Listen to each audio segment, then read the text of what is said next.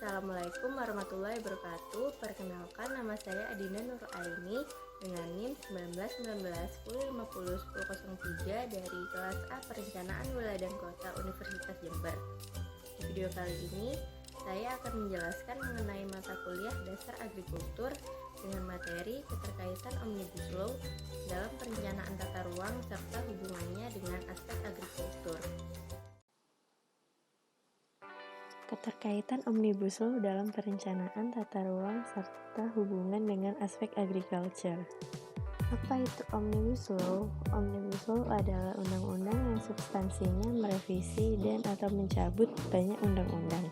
Konsep Omnibus Law menawarkan pembenahan permasalahan yang disebabkan karena peraturan yang terlalu banyak atau overregulasi dan tumpang tindih atau overlapping. Konsep ini berkembang di negara-negara common law dengan sistem hukum Anglo-Saxon seperti Amerika Serikat, Belgia, Inggris, dan Kanada. Omnibus Law tersebut dibuat dalam bentuk undang-undang yang bentuknya berdasarkan ketentuan pembuatan peraturan perundang-undangan.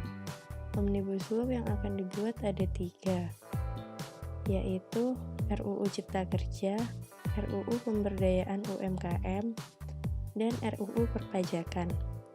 RUU Cipta Kerja atau Undang-Undang Nomor 11 Tahun 2020 tentang Cipta Kerja adalah undang-undang di Indonesia yang telah disahkan pada tanggal 5 Oktober 2020 oleh DPR RI dan diundangkan pada 2 November 2020. Tujuan Omnibus Law berdasarkan pasal 3 RUU Cipta Kerja dikatakan bahwa tujuan dari dibuatnya RUU Cipta Kerja adalah untuk menciptakan lapangan kerja yang seluas-luasnya bagi rakyat Indonesia secara merata. Hal ini dilakukan dalam rangka memenuhi penghidupan yang layak melalui poin-poin sebagai berikut. Yang pertama, kemudahan, perlindungan, dan pemberdayaan UMKM serta pengkoperasian. Yang kedua, peningkatan ekosistem investasi. Yang ketiga, kemudahan berusaha. Yang keempat, peningkatan perlindungan dan kesejahteraan pekerja. Yang kelima, investasi pemerintah pusat dan percepatan proyek strategis nasional. Manfaat Omnibus Law. Dengan adanya Omnibus Law terkait cipta lapangan kerja, terdapat beberapa manfaat yang diperoleh. Yang pertama, penyederhanaan dan penyelarasan regulasi dan perizinan. Dengan adanya Omnibus Law cipta lapangan kerja, diharapkan perizinan berusaha menjadi lebih sederhana namun jelas. Yang kedua, pencapaian investasi yang berkualitas. Investasi bertujuan untuk memacu pertumbuhan ekonomi. Untuk mencapai itu, investasi perlu ditingkatkan sejalan dengan kenaikan daya saing Indonesia di mata internasional. Yang ketiga, menciptakan lapangan kerja berkualitas dan kesejahteraan pekerja secara berkelanjutan. RUU Cipta Kerja diharapkan dapat memberi dampak positif, terlebih dalam hal meningkatkan nilai perekonomian dan taraf hidup masyarakat. Yang keempat, pemberdayaan UMKM. Omnibus Law Cipta Kerja akan memberikan dampak produktivitas yang lebih tinggi terhadap usaha mikro. Dengan begitu, pemberdayaan UMKM dapat tercapai selaras dengan kenaikan daya saing Indonesia. Pada intinya, Omnibus Law Cipta Lapangan Kerja memberikan manfaat baik terhadap perekonomian Indonesia, para pelaku usaha, maupun para pekerja. Dengan adanya Omnibus Law Cipta Lapangan Kerja ini, diharapkan dapat tercipta lapangan kerja yang produktif.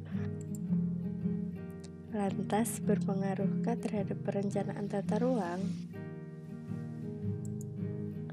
Menurut Undang-Undang Nomor 26 Tahun 2007 Pasal 3, penyelenggaraan penataan ruang bertujuan untuk mewujudkan ruang wilayah nasional yang aman, nyaman, produktif, dan berkelanjutan berlandaskan wawasan Nusantara dan ketahanan nasional dengan terwujudnya keharmonisan antara lingkungan alam dan lingkungan buatan, terwujudnya keterpaduan dalam penggunaan sumber daya alam dan sumber daya buatan dengan memperhatikan sumber daya manusia, dan terwujudnya perlindungan fungsi ruang dan pencegahan dampak negatif terhadap lingkungan akibat pemanfaatan ruang. Pasal-pasal yang mengalami perubahan pada Undang-Undang Cipta Kerja dan perbedaan terhadap Undang-Undang Nomor 26 Tahun 2007 tentang penataan ruang. Yang pertama, terdapat pada Undang-Undang Cipta Kerja Bab 3, yaitu dalam rangka penyelenggaraan penataan ruang, pemerintah pusat berwenang menyusun dan menetapkan pedoman bidang penataan ruang. Sedangkan sebelumnya dalam Undang-Undang Nomor 26 Tahun 2007, pelaksanaan pemanfaatan ruang dan pengendalian pemanfaatan ruang kawasan strategis nasional sebagaimana dimaksud pada ayat 3 huruf C dan huruf D dapat dilaksanakan pemerintah daerah melalui dekonsentrasi dan atau tugas pembantuan. Berdasarkan perbandingan hal tersebut, disimpulkan bahwa di dalam Undang-Undang Cipta Kerja yang baru disahkan, penyelenggaraan penataan ruang tidak lagi ditangani oleh pemerintah daerah, namun menjadi wewenang pemerintah pusat.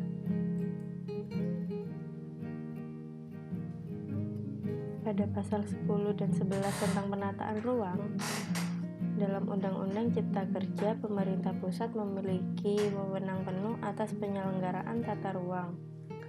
Sedangkan sebelumnya, dalam Undang-Undang Nomor 26 Tahun 2007, pemerintah daerah memiliki wewenang penuh atas penyelenggaraan penataan ruang.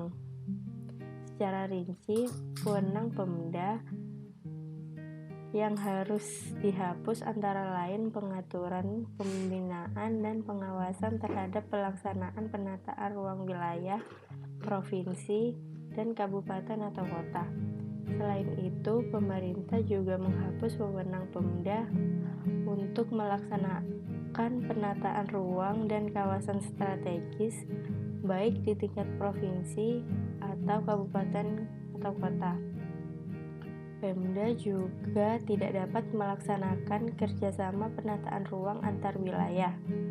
Khusus di lingkup provinsi, dalam draft RUU tersebut, pemerintah provinsi tidak dapat memfasilitasi kerjasama penataan ruang antar kota kabupaten, serta penyusunan petunjuk bidang penataan ruang antar kabupaten kota. Oleh karenanya, pemerintah juga menghapus ketentuan rencana tata ruang, penetapan, dan penataan untuk kawasan strategis kabupaten. Dalam UU Cipta Kerja Pasal 17 Nomor 29 disebutkan bahwa semua orang hanya dapat mengajukan keberatan atas pembangunan yang dilakukan karena tidak sesuai dengan rencana tata ruang di wilayahnya. Selain itu, masyarakat juga dapat mengajukan tuntutan pembatalan persetujuan kegiatan penataan ruang atau penghentian pembangunan yang tidak sesuai dengan rencana tata ruang kepada pejabat berwenang. Padahal pada pasal 60 Undang-Undang Nomor 26 Tahun 2007 disebutkan masyarakat juga bisa mengajukan gugatan kepada pemegang izin kegiatan pembangunan yang tidak sesuai dengan rencana tata ruang dapat menimbulkan kerugian. Dalam Undang-Undang Cipta Kerja tentang Pertanian, Pasal 122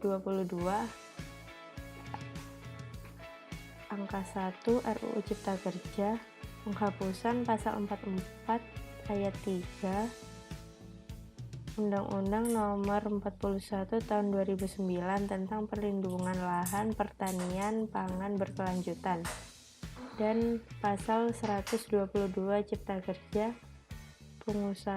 pengubahan pasal 8 dan pasal 10 Undang-Undang Nomor 12 Tahun 2012 tentang pengadaan tanah bagi pembangunan untuk kepentingan umum. Dalam pasal 122 angka 1 RUU Cipta Kerja, perubahan tersebut dapat mempercepat alih fungsi tanah pertanian dan mengancam keberadaan kelompok petani. Demi investasi non-pertanian, RUU Cipta Kerja bermaksud melakukan perubahan terhadap Undang-Undang Nomor 41 Tahun 2009 tentang Perlindungan Lahan Pertanian Pangan Berkelanjutan. Persoalan lain yang muncul yakni menyusutnya lahan pertanian. Satu rumah tangga petani hilang akibat konversi tanah dalam 10 tahun. Jumlah petani pemilik tanah dan petani penggarap akan semakin berkurang jumlahnya akibat kehilangan alat produksinya yang utama yakni tanah.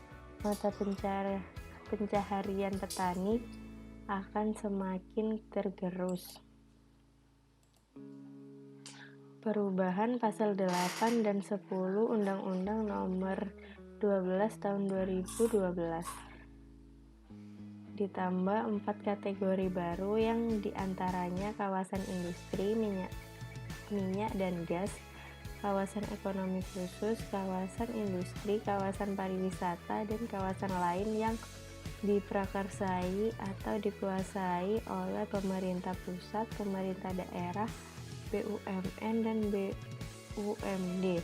Ketentuan tersebut dapat mempermudah proses alih fungsi lahan pertanian dan berpotensi merugikan kelompok petani. Proses alih fungsi lahan yang dipermudah lewat RUU Cipta Kerja, pemerintah memperluas definisi kepentingan umum dengan menambahkan kepentingan investor, pertambangan, pariwisata, industri, dan kawasan ekonomi khusus ke dalam kategori kepentingan umum. Dalam pasal 27 ayat 3, hak pengelolaan diberikan selama 90 tahun. Hak pengelolaan ini dapat berupa hak guna usaha, hak guna bangunan, dan hak pakai. Sedangkan Undang-Undang Nomor 5 Tahun 1960 tentang Peraturan Dasar Pokok-Pokok Agraria atau UUPA telah mengatur bahwa jangka waktu HGU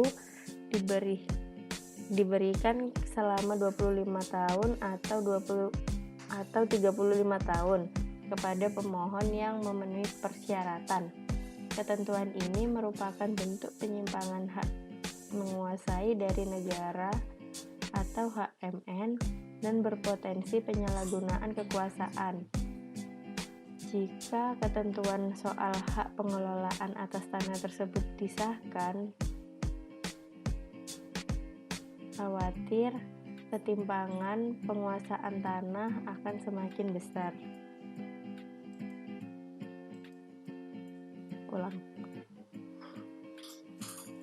Kesimpulannya, Undang-Undang Nomor 11 Tahun 2020 atau Undang-Undang Cipta Kerja atau biasa disebut Omnibus Law merupakan sebuah undang-undang yang mencakup banyak aspek kehidupan sehari-hari.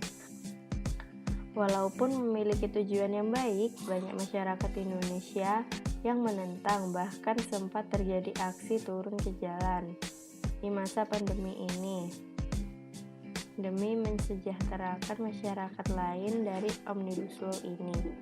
Dapat terjadi demikian karena ada beberapa isi dari Omnibus Law yang cukup membebankan masyarakat dan membuat masyarakat gelisah akan kehidupan yang akan datang.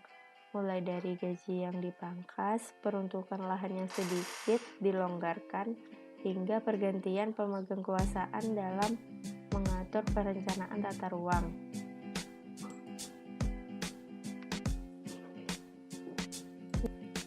Demikian presentasi dari saya. Terima kasih atas perhatiannya. Wassalamualaikum warahmatullahi wabarakatuh.